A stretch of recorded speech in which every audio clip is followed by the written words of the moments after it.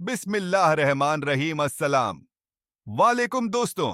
आज के इस वीडियो में हम आपको बताएंगे कि जिन्नात लड़कियों को कैसे उठाकर ले जाता है और मालदीव में इस्लाम की रोशनी कैसे पहुंची, जबकि वहां कोई मुसलमान पहले कभी नहीं गया था। हजरत सुलेमान अलैहिस्सलाम के दरबार में इंसानों और जिन्नातों के बीच किस बात पर बहस हुई थी और जिन्नात को हजरत सुलेमान अलैहिस्सलाम ने उम्र कैद की सजा क्यों दी थी। मेरे दोस्तों, इन सारे सवालों का जवाब आज की इस वीडियो में हम आपको बताएंगे। यह वीडियो बहुत ही दिलचस्प और सीख देने वाली वीडियो है, इसलिए पूरा जरूर देखिएगा। तो चलिए वीडियो शुरू करते हैं। तो दोस्तों, वैसे तो आप जानते होंगे कि हजरत सुलेमान अलैहिस्सलाम पूरी दुनिया के बादशाह थे। इंसान, जिन्न, जानवर, परिंदे सब उनके हुक्म को मानते थे। एक दिन हजरत सुलेमान अलैहिस्सलाम के दरबार में इंसानों और जिन्नातों के बीच इस बात पर बहस शुरू हो गई कि तकदीर यानी किस्मत और तदबीर यानी कोशिश का क्या असर होता है। जिन्नातों के पास मजबूत दलीलें थीं कि अच्छी और मजबूत तदबीर यानी कोशिश से किस्मत यानी तकदीर को बदला जा सकता है। यानी यह कोई जरूरी नहीं है कि जो किस्मत में लिखा गया है इंसान के साथ वही होगा, बल्कि इंसान अपने कामों के जरिए से नसीब को बदल सकता। जबकि इंसानों के पास भी तकदीर के कभी ना बदलने पर मजबूत दलीलें थीं। जिन्नात में एक जिन्न ऐसा था जो बहुत ज्यादा बढ़ चढ़कर बातें करता था। हजरत सुलेमान अलैहिस्सलाम ने उस जिन से कहा, अगर तुम्हें अपनी दलील के सही होने का इतना यकीन है तो इसे साबित करके दिखाओ। जिन ने थोड़े समय के लिए इजाजत मांगी, उसे कुछ सालों के लिए इजाजत दे दी गई।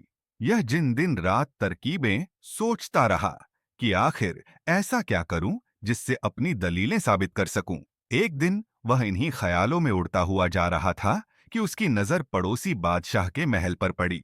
बादशाह के बड़े से बाग में उसकी छोटी उम्र की लड़की, उसकी शहजादी, अपनी कनीज और सहेलियों के साथ छुपन छुपाई खेल रही थी।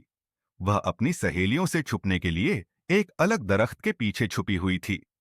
तभी जिन ने गायब होकर रूमाल में दवा सूंघा और लड़की को बेहोश कर दिया। फिर वह उस लड़की को उठाकर उड़ गया और ले गया।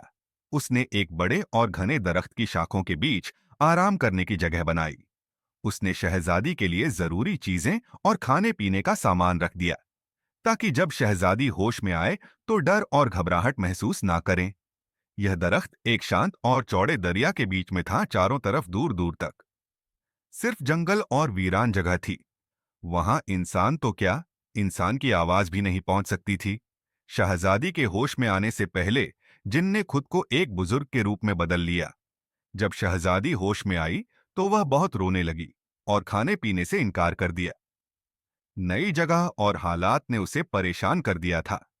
जिनको पता था कि इंसान नई जगह, नए लोग और माहौल को तुरंत नहीं अपना पाते, लेकिन समय के साथ सब ठीक हो जाता है। इसलिए उसने शहजादी के लिए जरूरी सारी चीजें रख दी और कहा, तुम आराम करो, मैं बाद में आऊंगा। दुखी शहजादी रोते रोते सो गई। अगले दिन जिन बुजुर्ग के रूप में आया और नरमी से बात करते हुए झूठी तसल्ली देने लगा, ताकि शहजादी बीमार ना हो जाए। क्योंकि अगर शहजादी को कुछ हो जाता तो हजरत सुलेमान अलैहिस्सलाम उसे बहुत सख्त सजा देते। जिन्हें शहजादी से उसकी पसंद की चीजों के बारे में पूछा और कहा, मैं कल फिर आऊंगा। इतना कहकर वह चला गया। आहिस्ता आहिस्ता शहजादी को उस जिन की आदत हो गई और वह उसी से अपनी जरूरत की चीजें मंगवाने लगी। वह आसपास की खिड़कियों से जंगल और दरिया को देखती। उसे अपने जैसा और कोई इंसान नजर न आता, लेकिन जिन जिसे वह बाबा कहती थी, उसके बारे में वह यह जरूर जान चुकी थी कि वह एक इंसान नहीं, बल्कि वह कुछ और ही है जो कमरे से निकलते ही गायब हो जाता। जबकि बाहर न कोई सीढ़ी थी और ना ही कुछ और वक्त गुजरता गया और शहजादी धीरे धीरे जवान होती चली गई। अब जिन के आने में भी बड़ा वक्त लगता था, क्योंकि वह भी अब बेफिक्र हो गया था कि शहजादी समझदार हो गई है और अब शहजादी को पेश करने का वक्त आ गया है। अब वह शहजादी को बादशाह मुअज्जम हजरत सुलेमान अलैहिस्सलाम के सामने पेश करेगा और अपनी शर्त जीत जाएगा। एक दिन तूफान के आसार थे। दिन में भी अंधेरा छा गया था, जैसे रात हो गई हो। शहजादी ने इतनी खतरनाक तूफानी हालत पहले कभी नहीं देखी थी। डर और खौफ से उसका बुरा हाल था। काफी देर बीत गई। इसी दौरान उसे दरवाजे पर दस्तक सुनाई दी। यह पहली बार हुआ था कि किसी ने दरवाजा खटखटाया हो, वरना जिन तो बिना दस्तक दिए अंदर आ जाता था। शहजादी ने डरते हुए पूछा, कौन है? बाहर से घबराई हुई आवाज आई। हमें कुछ देर के लिए अंदर पनाह दे दो। तूफान गुजर जाने के बाद हम चले जाएंगे। जब तक तूफान ठहर नहीं जाता, हम यहीं रुकना चाहते हैं। शहजादी ने जब दरवाजा खोला तो वहां दो नौजवान मुश्किल से एक पेड़ की शाख पर बैठे हुए थे। दरवाजा खुलते ही दोनों जवान अंदर दाखिल हो गए। शहजादी ने बहुत लंबे समय के बाद अपने जैसे इंसानों को देखा था। उसे याद आ गया था कि इंसान ऐसे होते हैं। इन दोनों नौजवानों में से एक नौजवान अच्छे हुलिये में था और दूसरा बहुत ही गरीब, जैसे कपड़ों में। शहजादी ने अमीर शख्स को, जो कि काफी जख्मी भी था, उसको अपने पास मौजूद अलग अलग दवाइयां दी, तो गरीब आदमी ने अपने साथी की मरहम पट्टी की, कुछ खाना खाया और आराम करने लगे। लेकिन दोनों नौजवान इस बात से बेहद हैरान थे कि आखिर एक लड़की कैसे और क्यों यहां अकेली रह रही है। ये सवाल बार बार उन्हें सता रहा था। लेकिन फिलहाल उन्हें तूफानों से पनाह मिल गई थी। उनके लिए भी तो यही काफी था। शहजादी ने अगले दिन खुद ही बताया कि मैं एक जिन के कैद में हूं और मुझे नहीं मालूम कि मुझे यहां आए हुए कितने साल गुजर गए। बस हाँ, इतना याद है कि उस वक्त मैं इतनी सी थी। शहजादी ने अपने हाथों से इशारा करते हुए बताया, जिससे नौजवान को अंदाजा हुआ कि वह उस वक्त 7 या 8 साल रही होगी और अब उनके अंदाजे से 12 साल गुजर चुके हैं। शहजादी को जिन के आने का खौफ बहुत ज्यादा सता रहा था। यही वजह थी कि वह बार बार जिन के आने के खौफ से उन नौजवानों को जाने का कह रही थी। लेकिन गरीब लड़के ने बताया कि यह नौजवान जो तुम्हारे सामने मौजूद है, यह एक मुल्क का शहजादा है और मैं इस कश्ती को चलाने वाला आदमी हूं। कश्ती पर सवार होकर शहजादे साथियों के साथ मछलियों के शिकार के लिए निकले थे कि इस तूफान ने कश्ती को बुरी तरह तबाह कर दिया। बाकी लोगों का कुछ नहीं पता चला। सिर्फ हम दोनों एक लकड़ी के टुकड़े से चिपककर इस दरख्त की लंबी शाखाओं में फंस गए। तूफान की बढ़ती हुई लहरों से बचने के लिए जब हम दरख्त पर चढ़े तो वहां एक कमरा देखकर हमें हैरानी भी हो गई और बचने की उम्मीद भी मिली।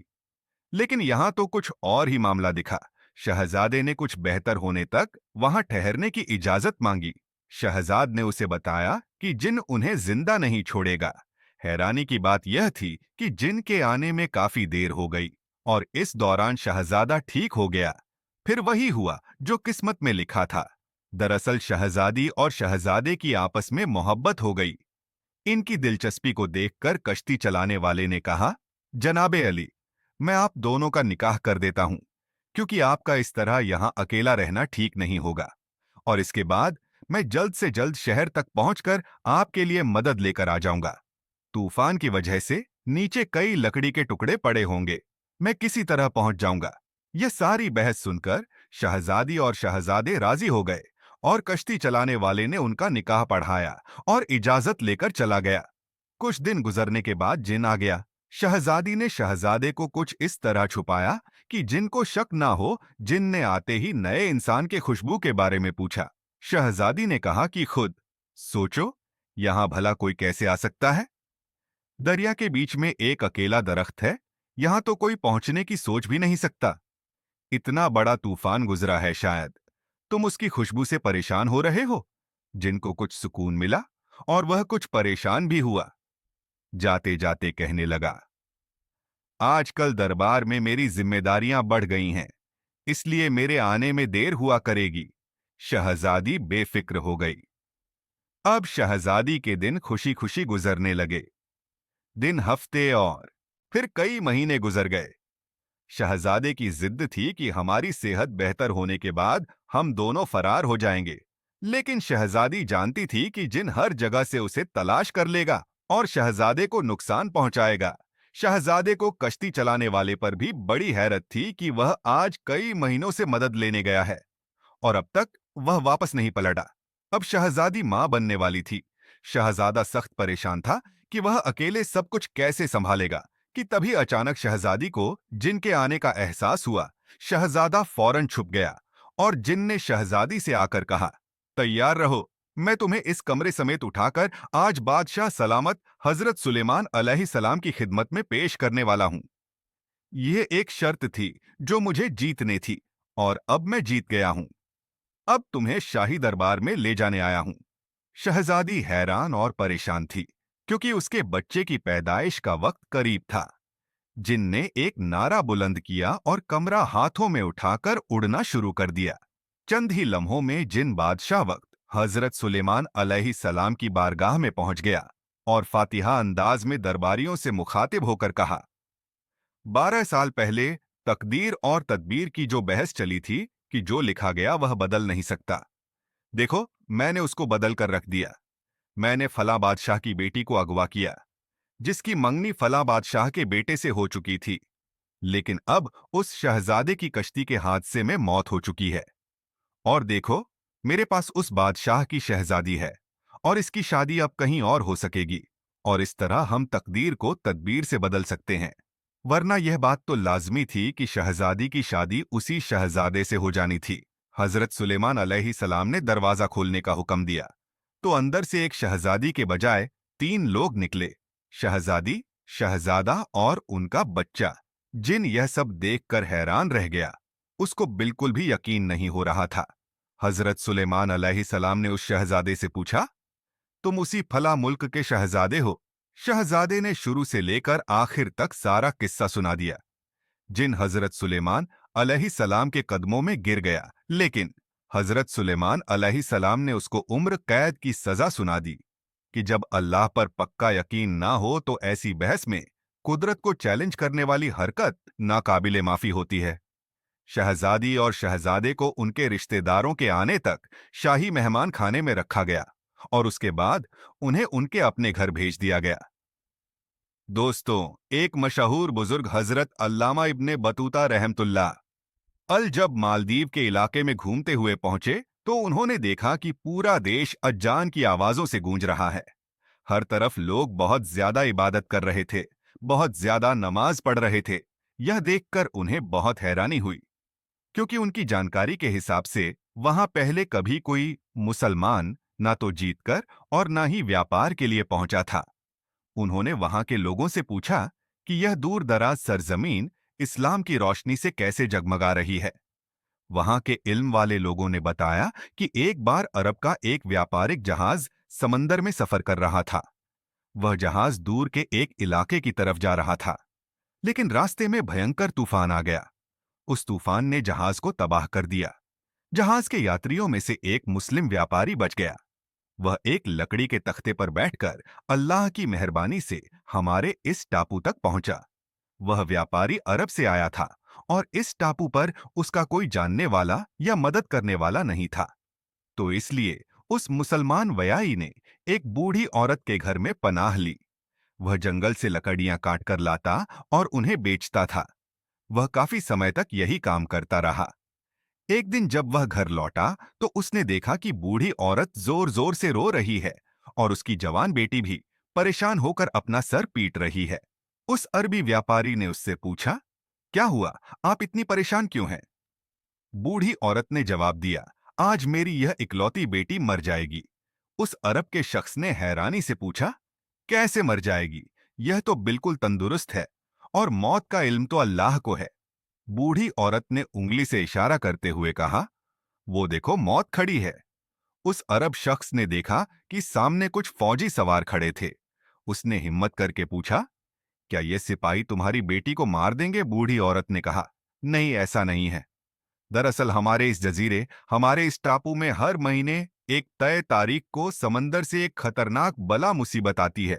इसे रोकने का तरीका यह है कि जजीरे यानी टापू के लोग एक कुंवारी लड़की को उस तारीख के बाद सूरज ढलने पर समुद्र के किनारे बने एक मंदिर में भेजते हैं। बूढ़ी औरत ने बताया, अगले दिन जब सरकार के लोग समुद्र के किनारे जाते हैं, तो वहां वह लड़की मरी हुई मिलती है। साथ ही यह भी साबित होता है कि वह कुमारी थी। हर साल अंदाजे से तय किया जाता है कि कौन सी लड़की भेजी जाएगी।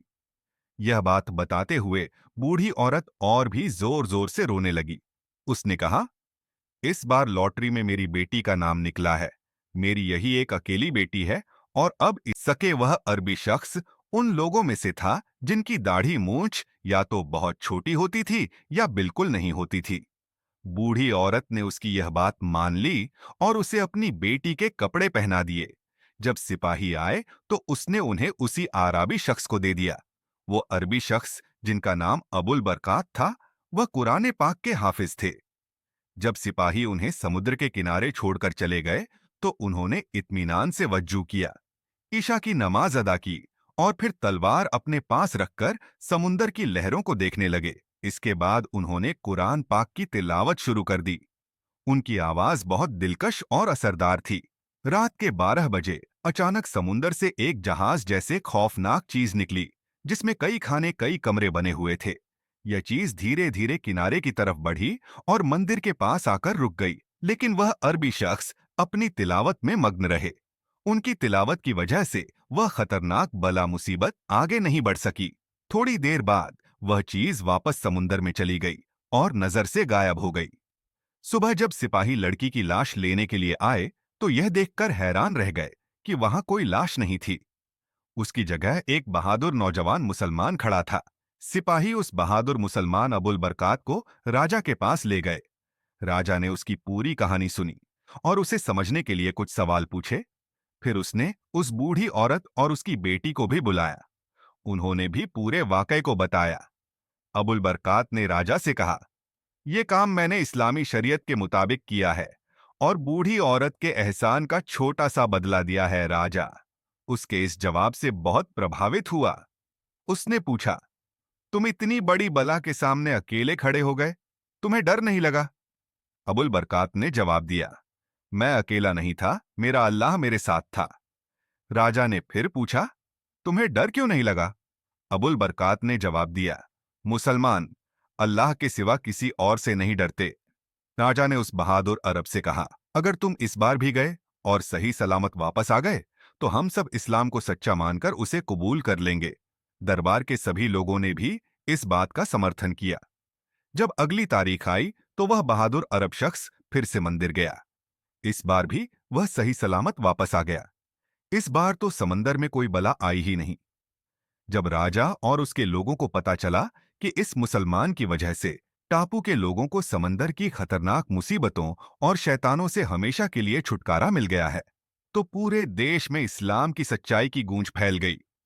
सबसे पहले बूढ़ी औरत और उसकी बेटी मुसलमान हुई। फिर राजा और उसके दरबारियों ने भी इस्लाम कबूल कर लिया। इसके बाद पूरे टापू में ला इलाहा इल्लल्लाह मोहम्मद रसूलुल्लाह का नारा गूंजने लगा। इस तरह उस टापू में इस्लाम का नूर फैल गया। सुभान अल्लाह।